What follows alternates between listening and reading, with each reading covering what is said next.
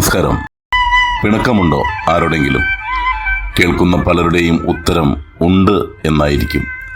ആരോടൊക്കെയോ നമുക്ക് പിണക്കമുണ്ട്. ഒരുപക്ഷെ ചെറിയ കാരണങ്ങളായിരിക്കാം, അല്ലെങ്കിൽ നിസ്സാര കാര്യങ്ങൾക്ക് പിണങ്ങിയതിന് ശേഷം ആര് ആദ്യം സംസാരിക്കും, ആരാദ്യം മുഖത്തു നോക്കി പുഞ്ചിരിക്കും എന്നുള്ള ഒരുതരം വാശിയായിരിക്കാം. നാളുകൾ നീണ്ടുനിന്ന ആ വാശി വലിയ പിണക്കത്തിലേക്ക് നമ്മെ നയിച്ചേക്കാം.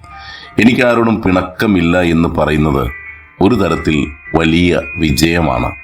കുട്ടിക്കാലത്ത് നാം പിണങ്ങിയിരുന്നത് നമ്മോട് ഏറ്റവും ചേർന്ന് നിൽക്കുന്നവരോടായിരുന്നു. മിണ്ടൂല എന്ന് പറഞ്ഞ് മുഖമൊക്കെ ഗൗരവഭാവത്തിലാക്കി നാം ഇങ്ങനെ മാറി നിൽക്കും. നമ്മുടെ അച്ഛനോടും അമ്മയോടും വീട്ടിലെ സഹോദരങ്ങളോടും. അല്പസമയത്തിന് ശേഷം ആരെങ്കിലും ഒന്ന് പുഞ്ചിരിക്കാൻ തയ്യാറാകും. അവിടെ പിണക്കങ്ങൾ അലിഞ്ഞ് ഇല്ലാതെയാകും. നമുക്കിടയിലെ പല പിണക്കങ്ങളും തീർക്കാനുള്ള ഒരു മാർഗം ആരെങ്കിലും ഒരാൾ ഒന്ന് താഴ്ന്നു കൊടുക്കുക എന്നുള്ളതാണ്. ആരെങ്കിലും ഒരാൾ ഒന്ന് സംസാരിക്കാൻ തയ്യാറാകുക എന്നുള്ളതാണ്. ആരെങ്കിലും ഒരാൾ മുഖത്തു നോക്കി പുഞ്ചിരിക്കാൻ തയ്യാറാകുക എന്നുള്ളതാണ്. ആ തയ്യാറാകുന്ന വ്യക്തി നമ്മളായി മാറട്ടെ. ഒരു പിണക്കവും ഒരു രാത്രിക്കപ്പുറം നീണ്ടു പോകരുത്.